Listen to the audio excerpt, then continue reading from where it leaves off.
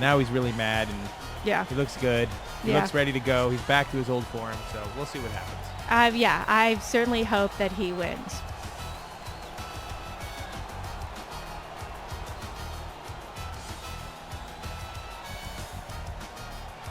So what do you think is going to happen in the next match? Next match is the U.S. title championship match. Undertaker versus Ken Kennedy.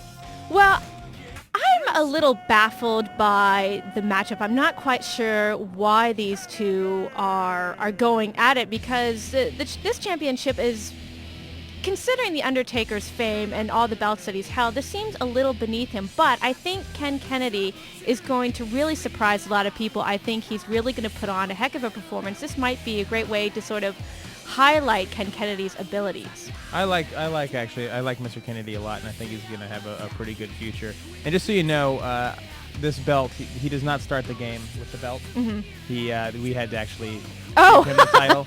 I guess we should quiet down for Kennedy's introduction here. So, Mr. Kennedy, if you please.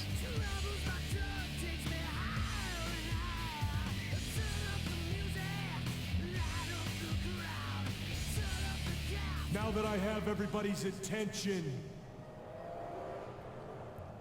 I would just like to remind you that I weigh in tonight at 246 pounds.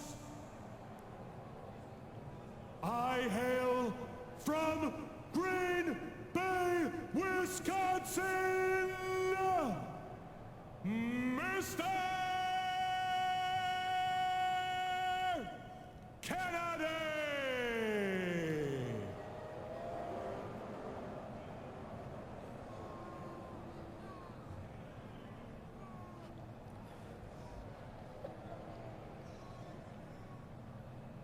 Kennedy!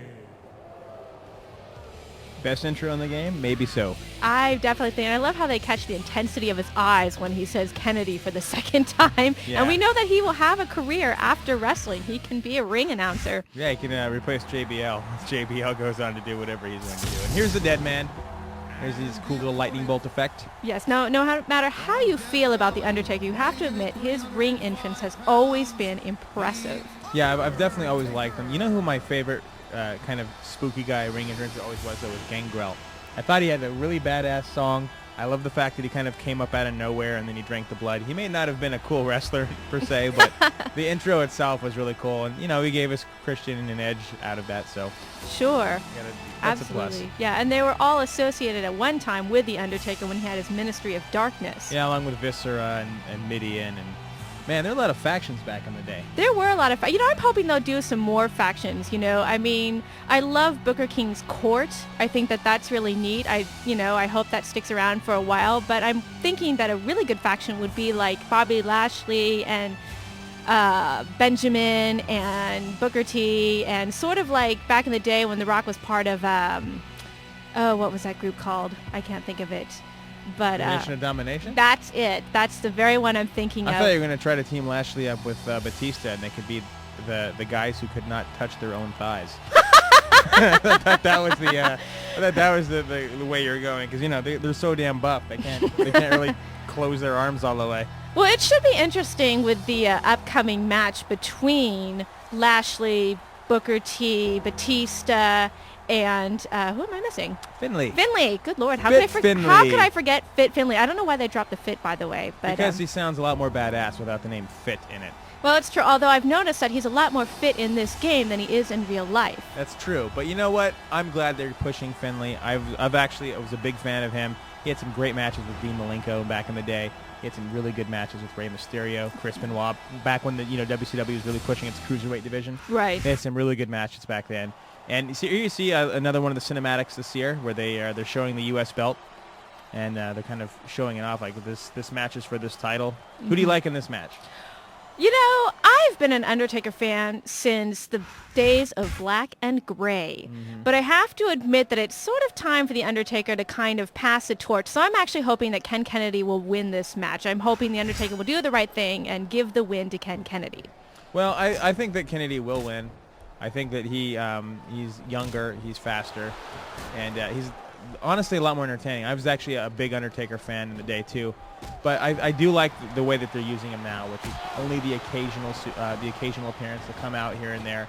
He'll scare the crap out of someone and wrestle with them for a while, and then he disappears. And I think that's fine. And I think that actually kind of adds to his mystique. For a while there, I think that he's kind of reached that point in his career where it's time to use him less, where the idea of less is more. Right, it really is. And, he's had, 15, 16 years in the WWE. He actually, in terms of consistency, he is one of the longest reigning wrestlers in the WWE. Even Shawn Michaels took a time out, so to speak. And so The Undertaker has been a dominant force and popular for years and years and years. So he deserves some time off and just to sort of occasionally come and impress the fans.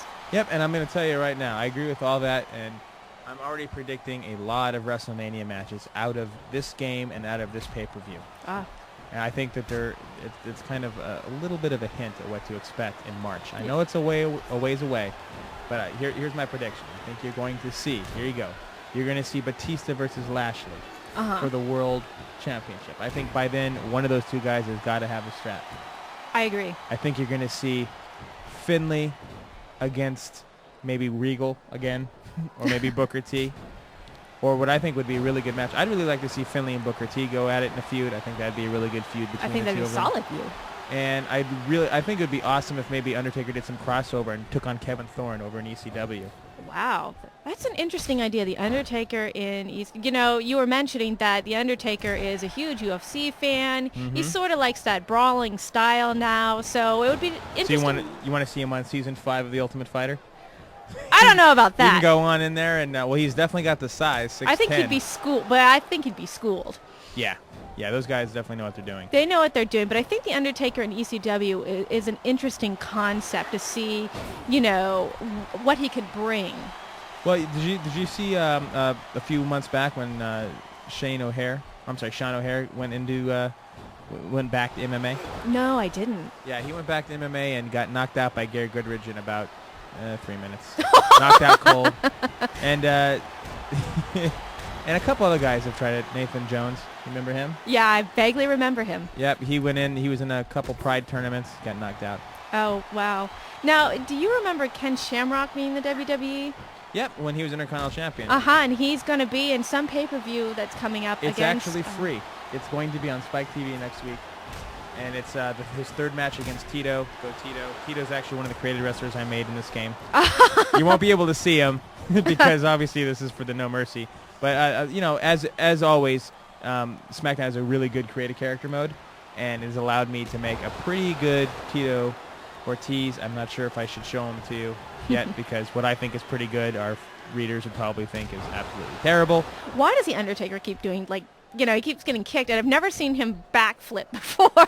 So this game offers a lot of interesting features because I've never seen that happen. Well, it's trying to innovate. He's trying to surprise you. There you see the new user-controlled move, and then that is what allows him to pick Kennedy back up again and slam him down. That's all user-controlled, or in this case, CPU-controlled. But if you were in control of the Undertaker, you'd be able to do that same thing. Right. So, and that's a really cool new feature. I really like that idea. Yeah, and that also thumb to the eye. That also applies to, let's say you drag someone next to a set of stairs. You can grab them, activate that user control, and start slamming their head into the stairs, or maybe put them on the rope and bounce them up and down. Sounds fantastic. It's pretty neat. I definitely think that Undertaker is definitely dominating this part of the match. But nope. Now there's is he going to tombstone him? No. Oh no! I thought for a second he was going to go for the tombstone. Now you can still finishing moves in this match. You just need to make sure that you have two finishers, and the two finisher is when your momentum is flashing and you have the WWE sign in the center lit. And when you have that, you can hit two buttons at once, and you'll actually steal your opponent's finisher, and you can use it against them. So if he had that going, he would have been able to do it. Yes. Oh, interesting. But not this time.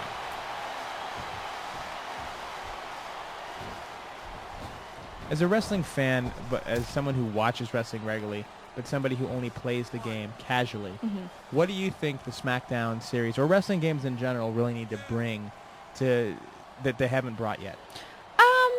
Well, here's something that I feel people tend to underestimate is the storyline modes. You know, the reason why people watch wrestling, even guys who probably won't admit this, it has a soap opera element. So you want something to draw you in. Another thing is two-player mode is very important. You want to be able to play with your friends, have a good time, do innovative moves. I think that, okay, Choke slam over the rope. Choke slam over the rope. Pretty badass. You know that you and your friend will have fun with moves like that. So I think that in terms of that, this game seems to really deliver on that. But there's always something more innovative that you can do. And so developers have to keep that in mind, that people like to play two-player, they like the story mode. So if you keep it fresh and innovative, that people will go out and buy this product.